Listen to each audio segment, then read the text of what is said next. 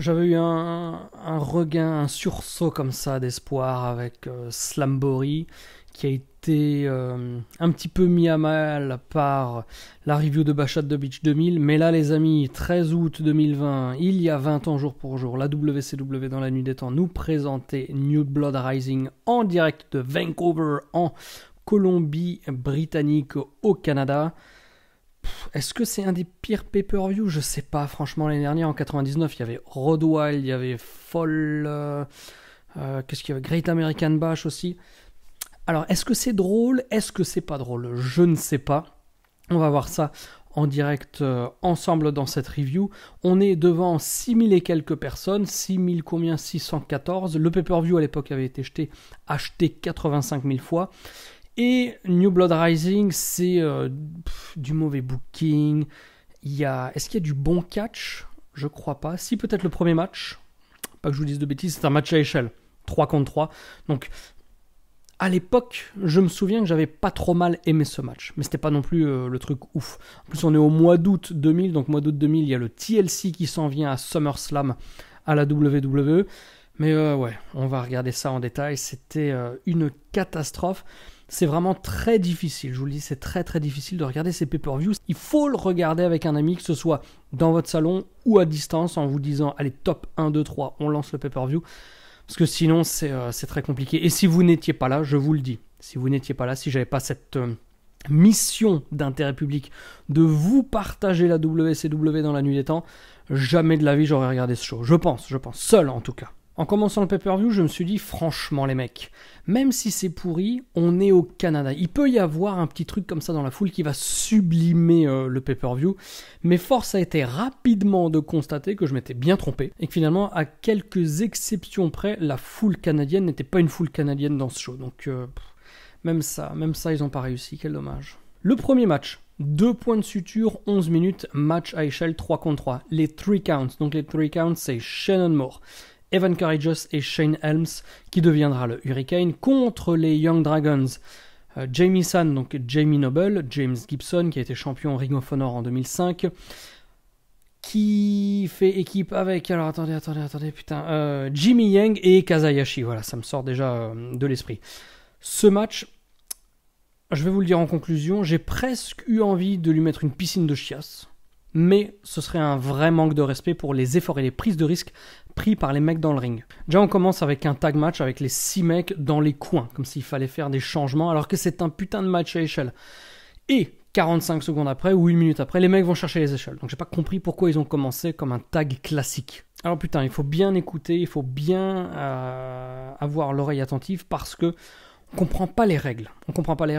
Et bon, je vais vous passer dans le match. Je vais pas trop vous parler de toutes les acrobaties, les spots et les machins. Je vais essayer de vous en trouver des images, mais il faut se focaliser sur le non-sens total de ce match. Donc, sont suspendus au-dessus du ring un disque d'or et un contrat. Si les Young Dragons remportent le match, eh bien, les 3 counts ne pourront plus, 3 counts qui sont accompagnés de Tank Abbott, ils ne pourront plus enregistrer leur disque. Si les 3 counts remportent le match, eh bien ils pourront continuer à enregistrer leur magnifique chanson. Alors je vous passe les trucs du genre la foule qui chante 3 counts sucks et Tank Abbott au bord du ring est tout content, pensant que la foule les encourage. Donc je ne sais pas comment on peut gagner ce match. Je ne sais pas. Parce que à un moment, alors putain j'ai complètement oublié, il y a un des Young Dragons et je l'ai regardé hier matin. Donc 24 heures après j'ai complètement oublié ce qui s'est passé. Putain, alors comment c'était cette merde? Il y a un des Young Dragons, je crois, qui arrive à attraper, allez, on va dire le... Oui, non, c'était le disque d'or. Il chope le disque d'or lui échappe des mains, Tank Abbott le récupère, il est tout content, blablabla. À ce moment-là, on ne nous dit pas si, comme au Money in the Bank 2020 avec Otis qui récupère la mallette, eh bien ce sont les 3 counts via Tank Abbott qui ont déjà récupéré un des 2 objets au-dessus du ring, ou si autre chose, parce qu'après il y a Evan Courageous qui récupère le contrat, et là il gagne.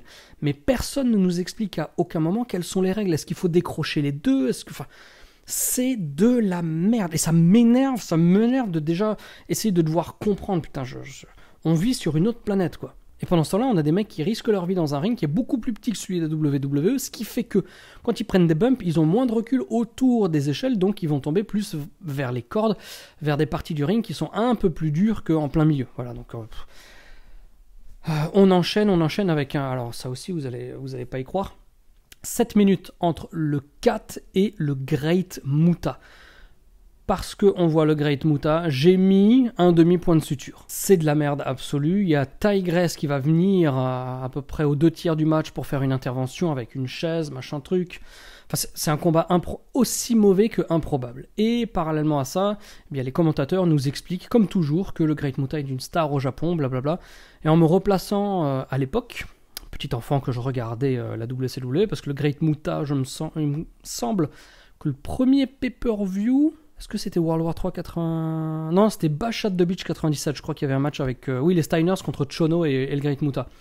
Mais même si les commentateurs à l'époque nous expliquaient que les mecs étaient des grandes stars au Japon, blablabla, en regardant ça, on n'a aucune idée, on est incapable de s'imaginer que les mecs... Enfin, qu'en l'occurrence, le Great Muta est un des plus grands big names des années 90, top 10, en tout cas pour la New Japan, top 5. Donc là, on est face à du Austin quasiment, ou du Shawn Michaels version japonaise 1990. Là, impossible de l'imaginer. Et la cerise sur ce gâteau de chiasse, eh bien, c'est que le Great Muta va recatcher un petit peu plus tard dans le show. Vous allez voir pourquoi. Judy Bagwell en a pole match. Oui, un humain qui va être suspendu. Alors Judy Bagwell, c'est la mère de Buff Bagwell, qui ce soir va affronter Chris Kanyon dans un match qui lui aussi fait 7 minutes, auquel j'ai aussi mis un demi-point de suture. Avant le match, Chris Kanyon, Positively Kanyon, prend le micro, il chie sur la foule canadienne et il dit que comme Judy Bagwell est trop grosse, on ne peut pas la mettre sur un pôle, il va falloir la mettre sur le chariot élévateur.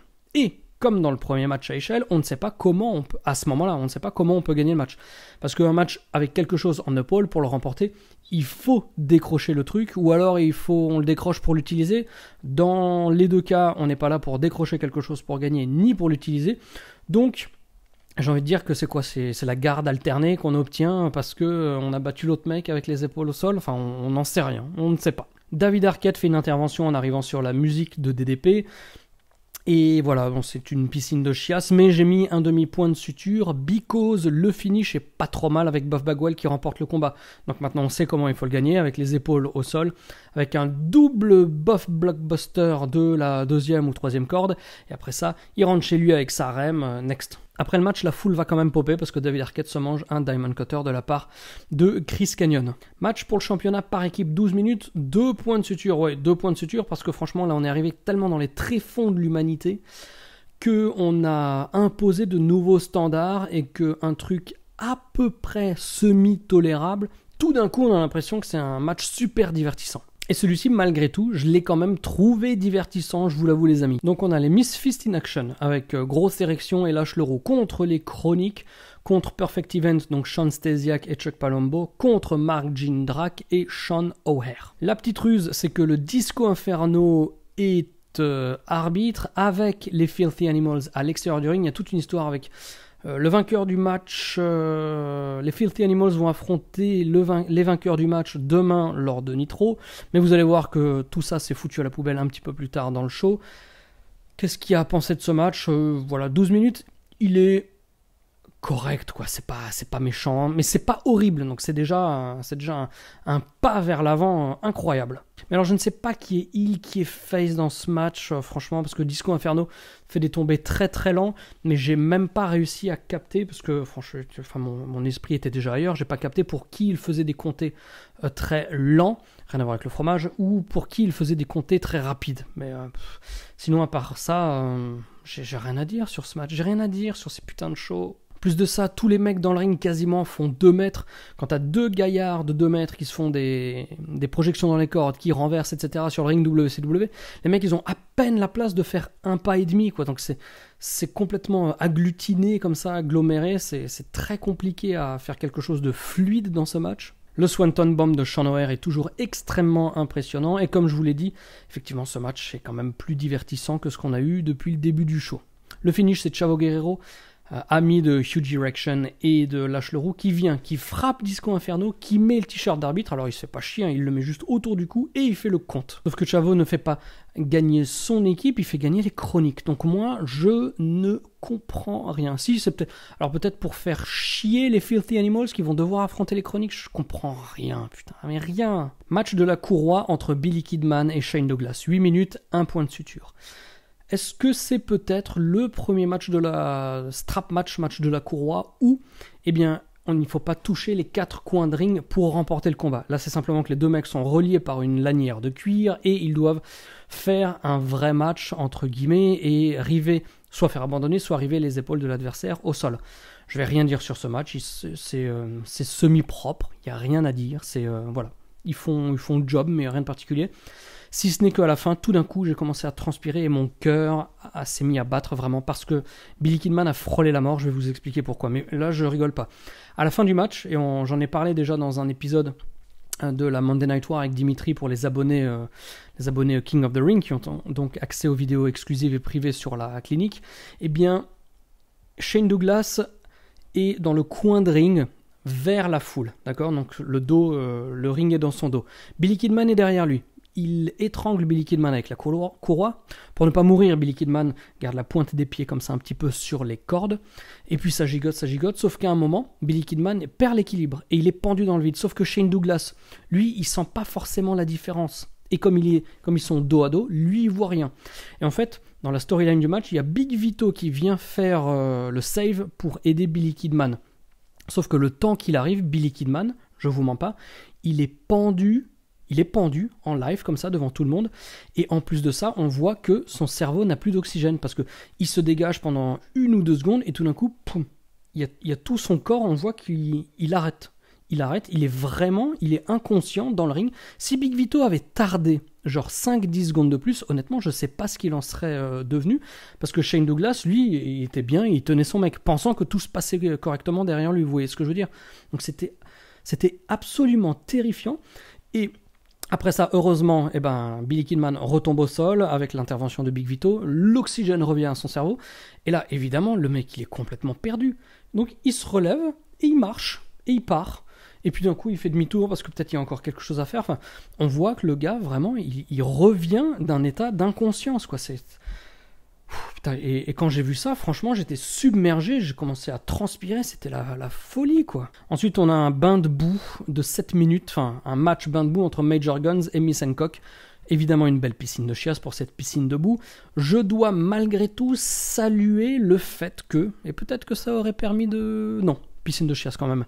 Il faut saluer le fait que c'est peut-être le match avec le plus de catch entre deux nanas qui n'ont aucune idée de ce qu'est le catch, enfin en termes de performance athlétique dans le ring. Les nanas ne savent rien faire en termes de catch, mais elles essayent quand même. Et c'est un des matchs où il y a le plus d'essais, on va dire. Mais sinon, un match de bain de boue, quoi. Je veux dire, c'est déjà Dieu merci que je le regarde pour vous, quoi. Sinon, même, c'est pas la peine. Le démon contre Sting, 1 minute, piscine de chiasse. Sting gagne très rapidement avec un Scorpion Death Drop. Et ensuite, Vampiro vient faire une intervention. Vampiro, si mes souvenirs sont bons, avait affronté Sting dans un match du cimetière lors de Bash at the Beach. Donc, d'ailleurs, je n'ai jamais trop compris même à l'époque.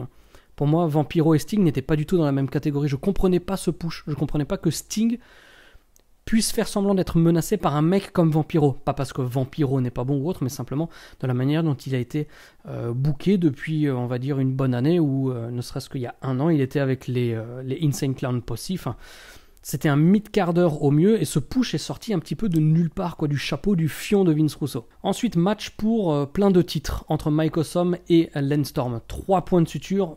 Moi, c'était le match qui m'a le plus diverti dans ce show, 11 minutes. Alors, qu'est-ce qui se passe ? Lance Storm, à ce moment-là, il est champion hardcore, US et TV, si je dis pas de bêtises. En tout cas, il a 3 ceintures, effectivement, et qu'il a fusionné pour se faire appeler le champion canadien du monde, ou Canadian Champion of the World, un truc comme ça. Dans ce match, en fait, la ruse, c'est qu'à l'extérieur du ring, il y a Jacques Rougeau qui vient avec le soi-disant carnet des règles du catch canadien pour essayer d'avantager Lance Storm. Lance Storm perd une première fois. Alors, tout de suite je le dis, Sur le moment, c'est très divertissant. À long terme, ça a complètement tué Lenstorm. Vous allez voir pourquoi, parce qu'il perd le match 4-5 fois en moins de 10 minutes. Lenstorm perd le match sur un compte de 3. Ensuite, Jacques Rougeau va dire non, au Canada, c'est un compte de 5. Ce qui va donner d'ailleurs des petits moments cocasses dans le combat, parce que souvent l'arbitre il compte 1, 2, 3, 4. Non, 4 count. Et c'est vrai qu'il y a un petit côté rigolo dans la foule où les gens rigolent devant le côté un petit peu burlesque de ce combat. Donc voilà, ça c'est la première étape. Maintenant, il faut gagner avec un compte de 5. Mike Awesome va finalement gagner avec un compte de 5. Lorsqu'il fait ça, Jacques Rougeau ressort son petit carnet et il nous dit que oui, c'est compte de 5, mais ensuite le mec qui vient de perdre a 10 secondes pour se relever. Donc une fois de plus, Lenstorm a échappé à la défaite, alors que théoriquement on vient de voir qu'il a quand même perdu 2 fois en 2 minutes. Ensuite Mike Awesome le fait abandonner, et là Jacques Rougeau ressort son carnet et il nous dit que le titre ou des titres au Canada ne peuvent pas changer sur une soumission. Puis tout d'un coup ça avance, on trouve plus trop d'excuses et Jacques Rougeau, après un gros spot où les deux mecs passent à travers la table, indique à l'arbitre principal du match que maintenant, ça va simplement être un 10 count. Donc last man standing, le mec qui se relève avant le compte de 10 remporte le combat. Mike Awesome se relève un petit peu avant. Dans le dos de l'arbitre, Jacques Rougeau le frappe. Mike Awesome retombe au sol. Finalement, Lenstorm arrive à se relever au compte de 9 et il conserve tous ses titres. Donc Lenstorm gagne le combat le plus divertissant du show. C'était divertissant maintenant, mais à long terme, Lenstorm maintenant... Je vais voir ce qui va se passer le mois prochain lors de Fall Brawl, mais pour moi, Lenstorm, il est mort, malheureusement. Après ça, la grande surprise, Bret Hart revient. Il revient, il vient sur le ring, on se demande est-ce qu'il va les engueuler en tant que babyface par rapport à toutes ces tricheries. Non, on est au Canada, on s'en fout. On ouvre les bras, on se fait un grand câlin et on rentre à la maison, tout le monde content. Piscine de chiasse de 9 minutes maintenant, ça vous dirait, hein, un petit match par équipe entre les Chroniques et le Great Muta et, merde, je ne sais plus qui, Vampiro. Voilà. Donc un pay-per-view où il y a 2 fois le Great Muta, ça devrait faire rêver, ça devrait nous titiller, ça devrait nous... Non. Pas ce soir. Et non seulement ça, mais les Harris, vous savez, les grands gaillards là, qu'on connaissait à la WWE comme les Blue, non? Eli Jacob Blue, ouais. Qui avait catché notamment à WrestleMania 11 contre Luger et le British Bulldog, si je dis pas de bêtises. Bref, les mecs interviennent et finalement c'est Vampiro et Great Muta qui gagnent les ceintures. Donc tout ce qu'on avait fait dans le premier combat avec les Filthy Animals, les MIA, les Chroniques, les titres par équipe, tout ça, ça n'existe plus parce que maintenant on vient de donner les ceintures à une équipe qui n'a rien à voir avec les storylines. On marche sur la tête, c'est indescriptible. Match pour devenir l'aspirant numéro 1 au titre de la WCW. 1 point de suture, 11 minutes. Ouais, entre... Alors, Steiner et Nash, initialement. Parce qu'on nous fait croire depuis le début du show que la veille à Sturgis, là où se déroulait Road Wild jusqu'à présent, parce que maintenant c'est la première fois depuis 1995 qu'au mois d'août, il n'y a pas ce pay-per-view Road Wild, et bien voilà, on nous dit que Goldberg a eu un problème, qu'il a eu un accident de moto, qu'il s'est niqué les côtes, blablabla. Donc le match commence avec les deux, et Goldberg finalement il arrive au bout de 2 minutes, avec une chaise comme ça, un petit peu en catimini. Le match, qu'est-ce que je peux vous dire sur ce match? Rien, franchement rien. Il y a une intervention de Midaja, il y a Goldberg qui met son kick à un moment, Scott Steiner je crois, et Tony Schiavone qui dit « Oui, regardez ce coup de pied, c'est celui-là qui a mis Bret Hart à la retraite. Depuis qu'il a pris ce coup de pied, on l'a plus revu dans le ring, alors que c'est complètement faux. Je vous l'avais bien expliqué en détail dans la vidéo consacrée à Goldberg. Si je m'en souviens, je vous remets le lien dans la vidéo, dans la description, pardon. C'est vrai que ça a contribué, mais ensuite la WCW a laissé catcher Bret Hart pendant encore des semaines. Je crois qu'il a catché 6 ou 7 shows en 2 semaines après ce traumatisme crânien. Donc coup de pied oui, mais c'est pas lui qui a fait disparaître Bret Hart des rings, hein. Les torts sont partagés là-dessus. Lorsque Goldberg à un moment part, parce qu'il est face à Kevin Nash, voilà, apparemment Goldberg est devenu une poule mouillée, il quitte les lieux. Vince Russo sort à ce moment-là, il lui dit retourne dans le ring, Goldberg lui dit fuck you, Goldberg retourne au vestiaire et finalement Nash, Kevin Nash, va affronter le champion de la WCW lors du prochain pay-per-view, Fall Brawl, voilà, WCW, on n'invente rien, j'ai envie de dire. À ce moment-là du show, putain, je me suis dit, chaque minute qui a passé est une minute de vie que je ne retrouverai plus, qu'on ne me redonnera plus, elle est perdue ad vitam. Booker T, Jeff Jarrett, 15 minutes, 2 points de suture et demi, c'est le main event du show. Alors que dire, le côté frais comme ça de Booker T qui est dans les main events depuis Bash at the Beach, c'est déjà bien dissipé. C'est peut-être le seul vrai match de catch plutôt propre et bien exécuté de tout le show, malgré La guitare en papier de Jeff Jarrett, malgré les interventions, malgré le booking un petit peu chelou, malgré l'overbooking inutile, malgré des triches visibles, malgré des ref bumps. Et finalement, c'est Booker T qui remportera le combat. Donc, ce qui veut dire qu'on a déjà notre main event lors de Fall Brawl. Je pense que je vous ferai aussi la review, un petit cadeau comme ça. Booker T, Kevin Nash. Comment conclure ce pay-per-view? Vous l'avez compris, les amis. À moins de le regarder bourré, tout seul, ou alors avec un ami, c'est pas la peine de perdre 3 heures de votre vie ou 2h45 de votre vie. Il n'y a rien à retenir de ce match. Peut-être le ladder match pour voir un petit côté acrobatique en 2000, alors qu'on est quand même, malgré tout, à des années-lumière de ce que présente la WWE à la même époque. Voilà, je vais m'arrêter là-dessus parce que... je n'ai rien à dire. J'ai rien à dire. J'ai tout dit. Voilà. Merci d'avoir regardé jusqu'au bout. Merci de votre fidélité. Je vous dis à très bientôt pour d'autres épisodes de la Nuit des Temps. Il y en a encore 3, voire 4 qui arrivent ce mois-ci, ça va pas chômer. D'ici là, comme toujours, vous savez qu'il ne vous reste pas grand-chose à faire, si ce n'est de garder la passion et de regarder du catch 24h sur 24. Bye bye.